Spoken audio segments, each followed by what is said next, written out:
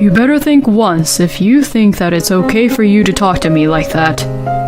If we get a divorce, then you'll be the one on the street, you parasite.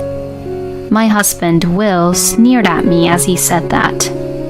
Apparently, my husband did not know how much I had contributed to our family.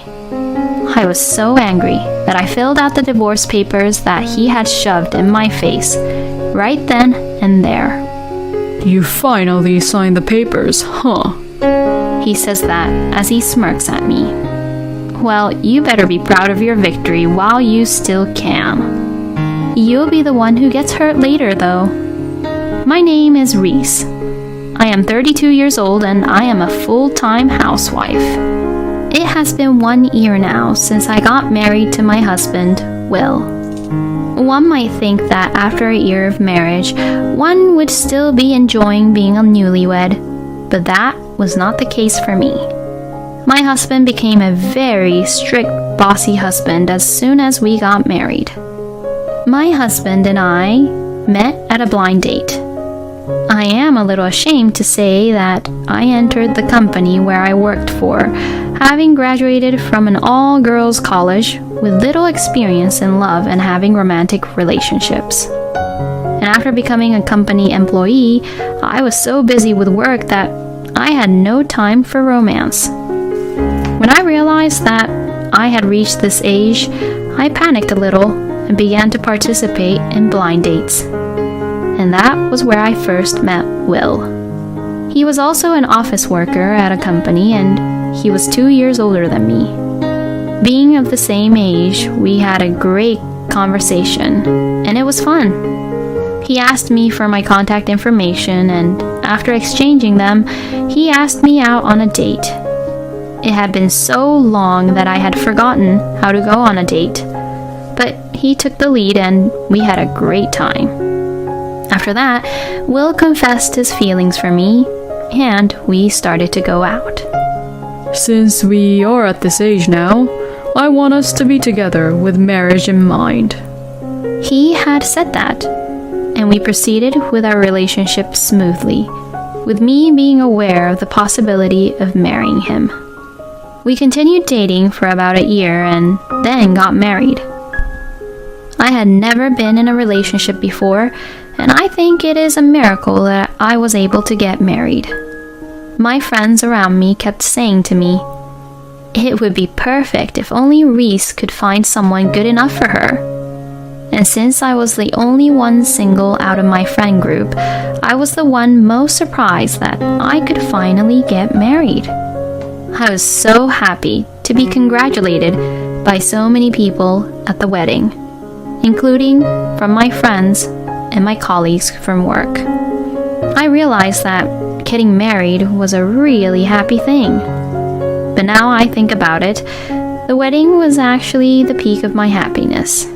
After marriage, I quit my job and became a full-time housewife, as my husband had asked me to do before, and since becoming a full-time housewife, I worked hard at doing the house chores properly every day, cooking and cleaning, and doing the laundry for my husband. But despite all the efforts, there was one thing which was just hopeless, and that was my husband's earnings. Although my husband had asked me to be a full-time housewife, he earned less than I had expected.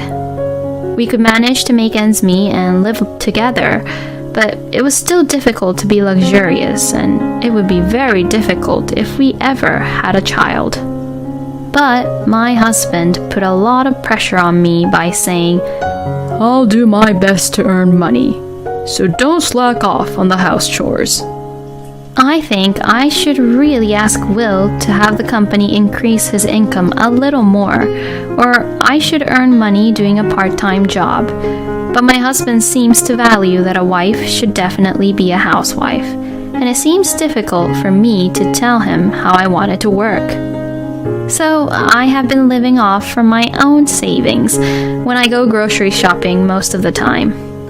Whenever I tried to cut back on the budget for food, my husband would immediately ask me, We don't have much dishes today. Why are you slacking off? So, like this, I have to cook a lot and serve a lot of dishes to satisfy my husband, which also costs me a lot of money since I had to get a lot of ingredients. When I add in the rent, utilities fee, and other expenses, my husband's salary leaves us with at most $100 each month.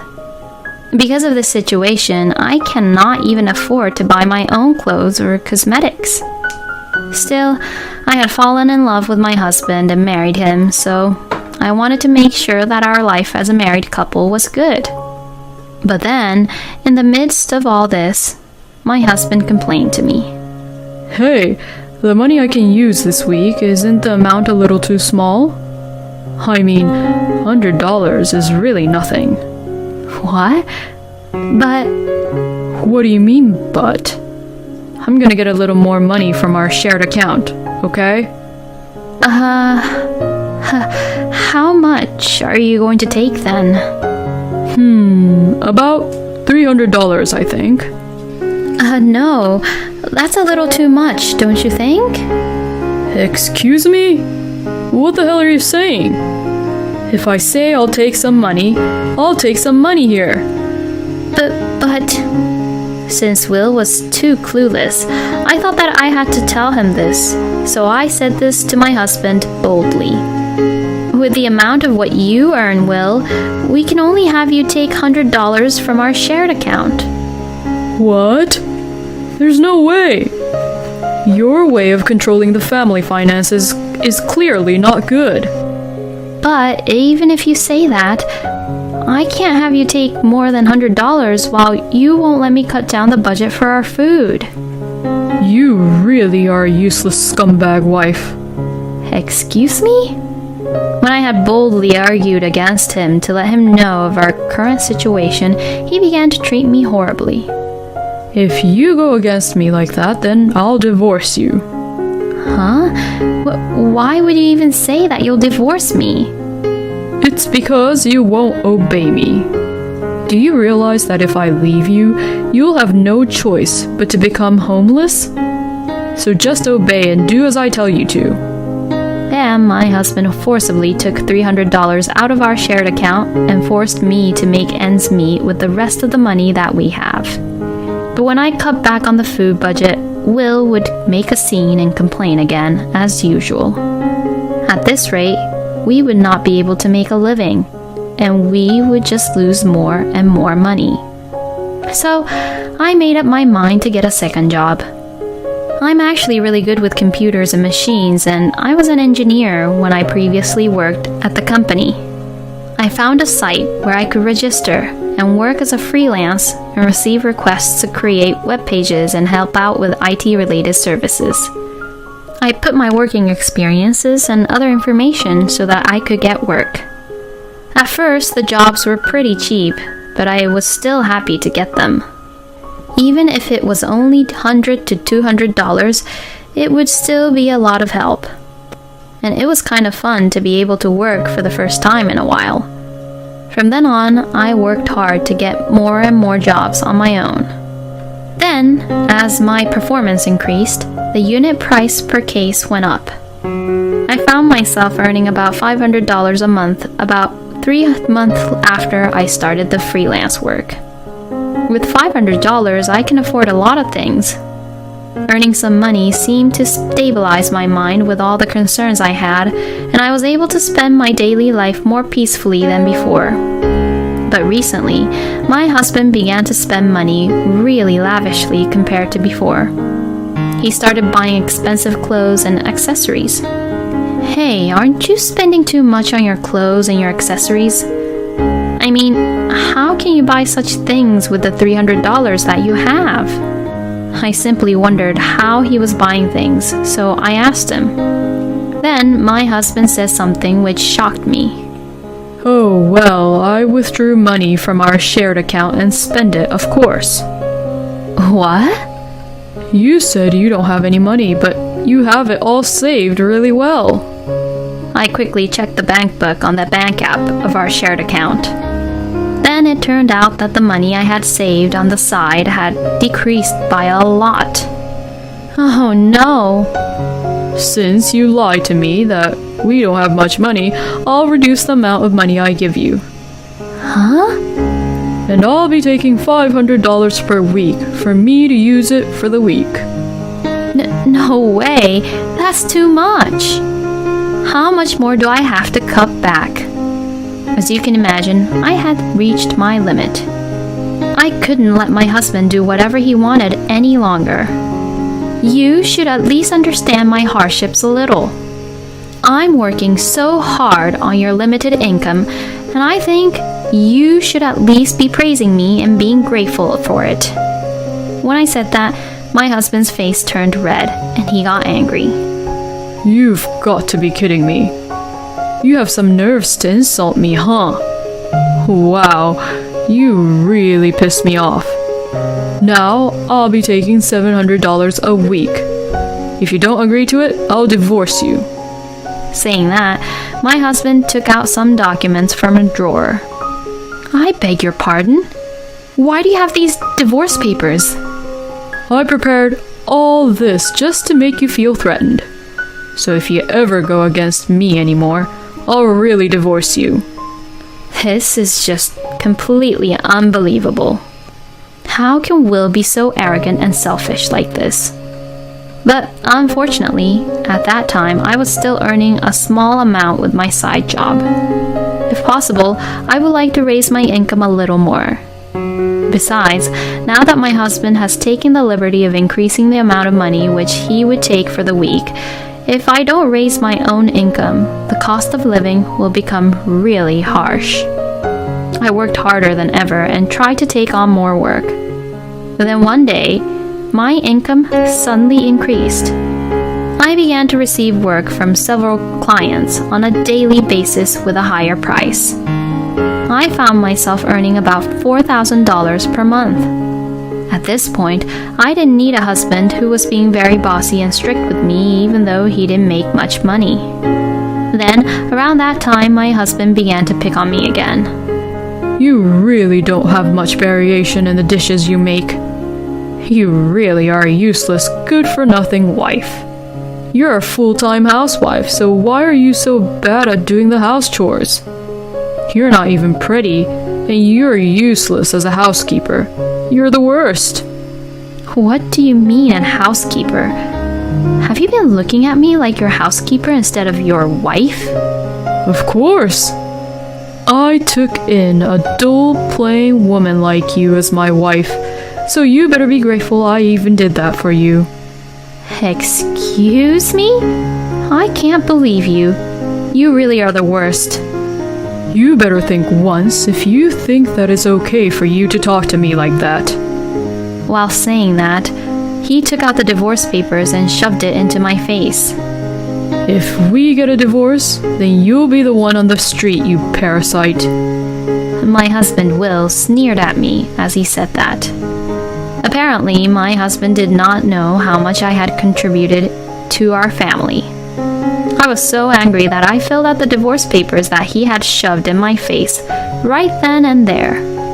My husband was momentarily surprised, but seemed happy as he looked at the divorce papers I had signed. You finally signed the papers, huh? He says that as he smirks at me. When you're out on the streets being a homeless, I'll make sure that I'm going to film you on my phone. Now pack up your stuff and get the hell out of here. Well, you better be proud of your victory while you still can. You'll be the one who gets hurt later, though. I did as I was told, and I packed my bags and left home. And I immediately stayed at a hotel.